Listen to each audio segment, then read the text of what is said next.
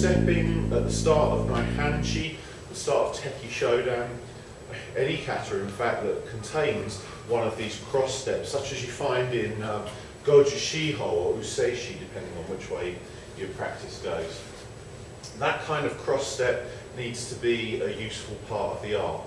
So the first thing that we mentioned previously was that it's got to happen at the right kind of distance and that it's within the existing conflict. So we're not talking about beginning by running at someone and trying to take their leg like that. That is going to lead to me getting punched in the face on the way in. So in essence, what we're looking at is that after the kata has begun, some people say kata always start with something defensive. Well, the defensive part has to be common sense. You know, if I'm here and something's starting, then I'm going to just be in there, and now I go to work on the techniques of the kata.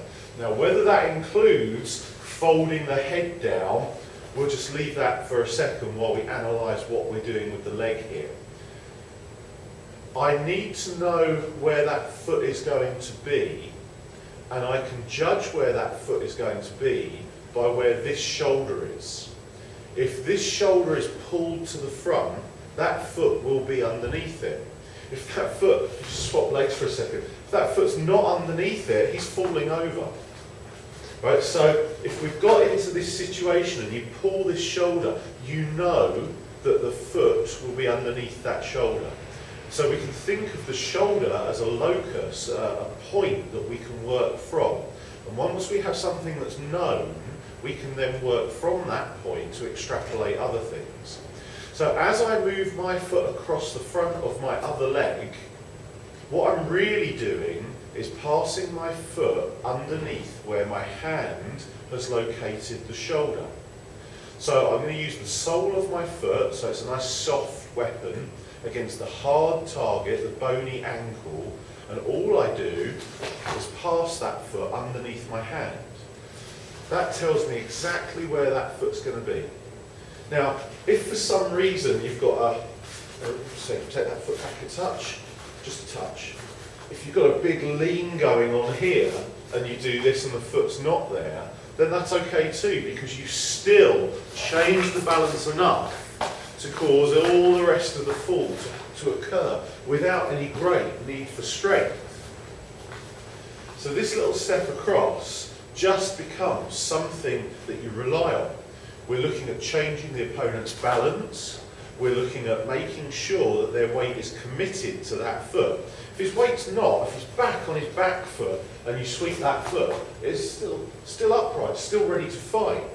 So I need to make him go to that foot, well, then we'll take it out. And then whether you're striking, chopping, kneeing, crossbody, whatever else it is you're throwing into it, becomes just something that you do with your hands from the kata. We're going to buy compliance with the entry and the attack to the ankle. Now, if we can just use the other leg for a moment, because that one might be getting sore, but also because we need to show something here on the camera. Looking at the target, just up from the ankle bone, if you go 3 finger widths up from the ankle bone, we're looking at the spleen 6 location. So, just a fraction higher for spleen 6 itself, but what you have is a triple yin crossing. 3 yin meridians crossing just at this place.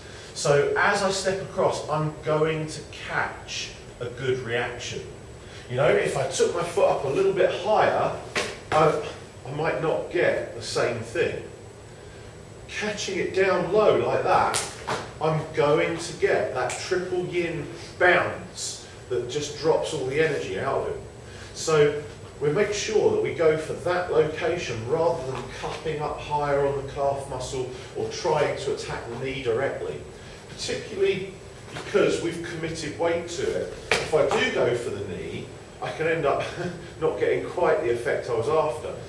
In order to get the effect on the knee, I'm going to need to be stamping through, and that means that there's a longer period where I'm off balance.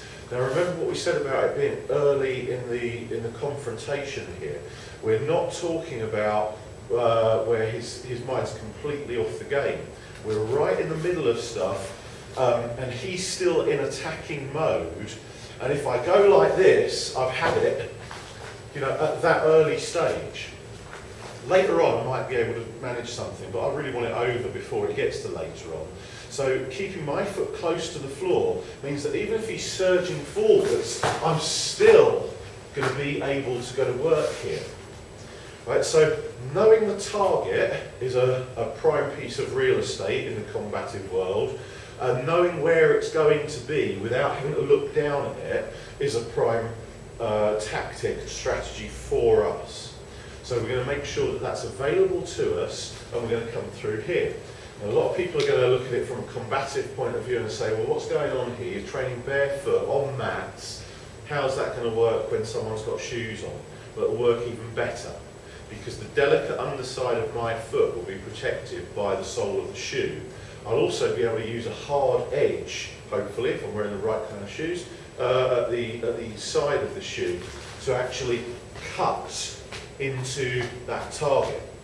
So in practice, we like to keep the sole of our foot facing to the side, and to be able to pass the edge of my foot close to the floor, because it's going to help me to stay balanced. It's also going to help me to locate the target.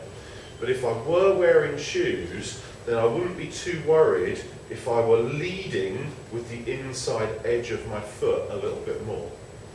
So we need to be aware of that situation when we're training barefoot wearing the gi.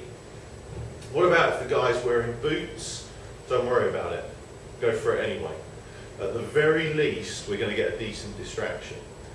What about if he's got some kind of motorcycle boot that comes up to his knee? Don't worry about it. It's still going to be the same kind of attack, the same kind of effect that we're going to get. If you look at the way most boots are constructed, they're due for a lot of wear on the outside edges. That's the part that's going to be brushing against people and roads if you're riding. The inside edge is usually not quite as sturdy anyway, but obviously someone somewhere is going to have a pair that are strictly built for taking impacts on the inside. We've got to look at what happens most commonly. So this technique is a simple one. It's not a work of genius, but there's a lot of things that happen in the doing of it. We must always remember we're taking their balance, we're changing the line of the shoulders from horizontal to a diagonal, we're going to make one in front of the other, we are engaging the opponent, I'm not facing square on.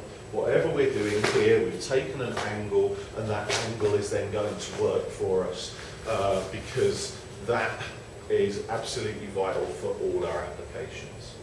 So that gives us a little bit more insight into the simple cross step for the start of Teki Shodan, or Naihanchi if you prefer to look at it that way. Similar moves that you'll also see when we come across in Goju Shiho or Usei Shikata.